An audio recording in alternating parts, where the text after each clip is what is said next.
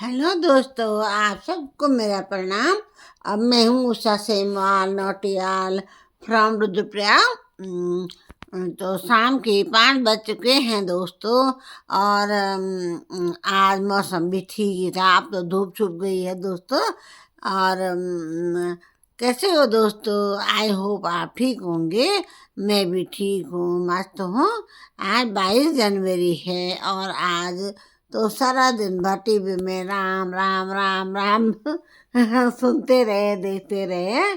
तो आज तो राम राम अयोध्या में राम की मूर्ति में प्राण प्रतिष्ठा हो गया है दोस्तों। तो आज के बराबर खुशी का दिन कभी नहीं है।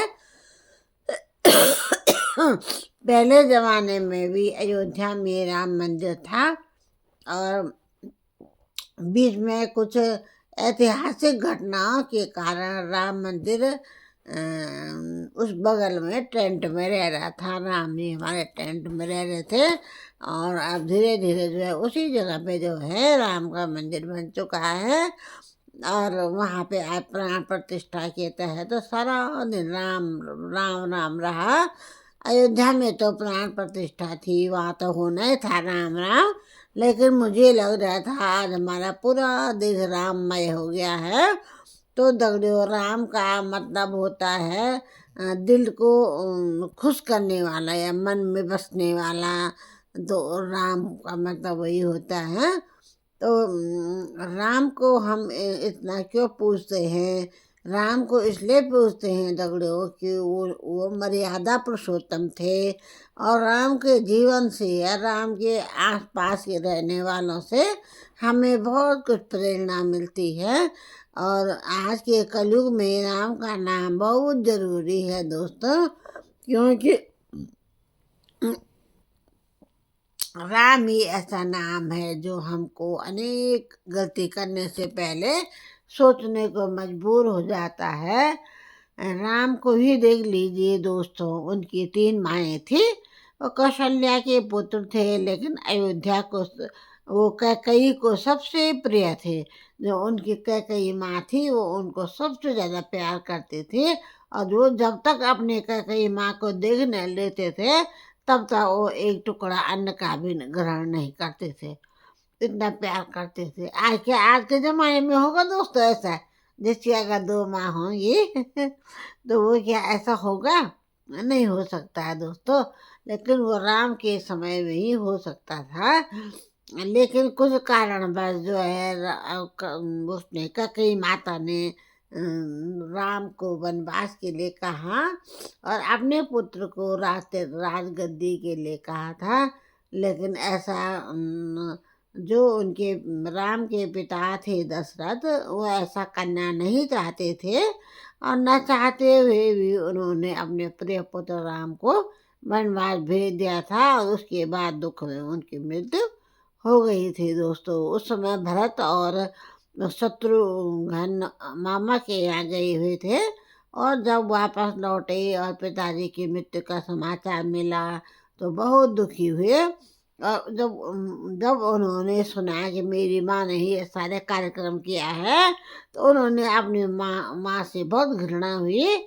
और मंथरा दासी को तो शत्रुघ्न ने लात में मार दी थी। जबकि भरत ने कहा कि बन जाए दासी भी क्यों नहीं है मंथरा, लेकिन वो भी माँ है, माँ के समान पूजनीय है, उस पर पैर नहीं लगाना चाहिए था। वो राजगद्दी मिलने पर भी भरत खुश नहीं हुई। उन्होंने राज तो किया 14 वर्षों तक, लेकिन अपने भाई के खड़ाओं को राजगद्दी में रखा। खुद वे तपस्वी की भांति भरत भरत की गुफा में रहे और वहाँ से राजपाट चलाया। और भाई देखिए तो भाई भाई का प्यार। लक्ष्मण जो उनके भाई थे, उसके उनके सौतेले भाई थे, तो अपना राजपाट मतलब घर राजकुंवर थे वो, तो अपना सुख समृद्धि छोड़ करके अपने भाई के साथ राम के साथ वन को चले गए थे। और सीता माता देखे तो उनकी पत्नी वैसे चाहते तो घर में भी रह सकते थे, उनको तो बर्दाश्त नहीं हुआ था। लेकिन वे भी अपने पति के साथ जंगल जंगल घूमी। 14 वर्ष तक राजा रावण ने भी उसका अपहरण किया, कई दुख झेल के फिर वापस लौटे। और दोस्तों, ये राम के जीवन से कितना सीखने को मिलता है कि माता पिता का आज्ञा पालन करना, तब भी उसने अपनी कई माँ से घृणा नहीं की। फिर जब अपने भाई के लिए राज मांगा तो वो खुश हुए। फिर जब 14 वर्षों बाद आए तब उनका राज तिलक हुआ। फिर लोगों के कहने पर उन्होंने अपनी प्रिय पत्नी को वनवास में भेज दिया था। तो ऐसा राम के जीवन से ही हमें कई शिक्षा मिलती है। तभी तो वे भगवान कहलाए हुए थे तो इंसान ही, पर अपने कार्यों से ही इंसान भगवान बन जाता है। तो दोस्तों, ज़्यादा कहेंगे तो बहुत ज़्यादा हो जाएगा। हरि अनंत हरि कथा अनंता, न जाने कितना हो जाएगा। दोस्तों, कहते हैं ना, गुरु के लिए भी कहते हैं दौड़ियो कि जो है मतलब सब, क्या हो, सब सब धरती का गद करूं, लेखनी सब बनरा, सात समुद्र की मछ करूं, गुण गुण लिखा न जा। ऐसा ही दोस्तों भगवान के लिए भी है कि कितना लिखना बैठो तो कई ग्रंथ कम है। हमारे कालिदास जी ने भी, संस्कृत के जो वो थे कालिदास जी थे, उन्होंने भी राम के ऊपर कई ग्रंथ लिखे, पर राम की कथा पूरी ही नहीं हुई। और रामायण तो उन्होंने लिखी थी महर्षि वाल्मीकि ने, लेकिन वाल्मीकि जी ने भी इतना बड़ा ग्रंथ लिखा लेकिन पूरा ही नहीं हुआ था वो। उन्होंने बाद में सोचा अब नहीं होता भाई क्या होगा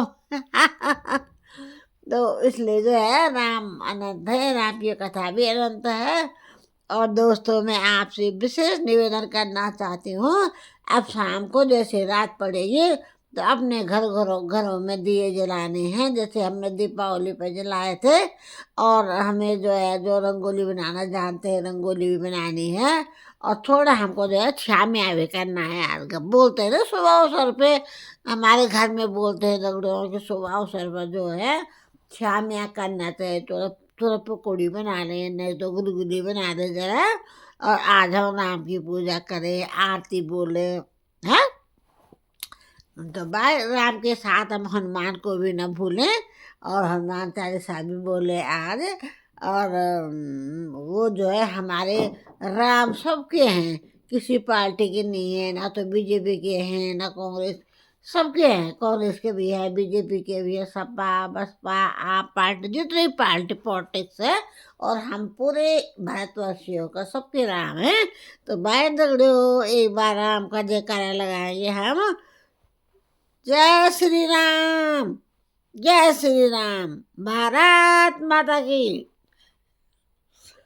भारत माता की जय। बाय दगड़ियों, फिर मिलते हैं दूसरे वीडियो के साथ। तब तक बाय दगड़ियों, बाय बाय।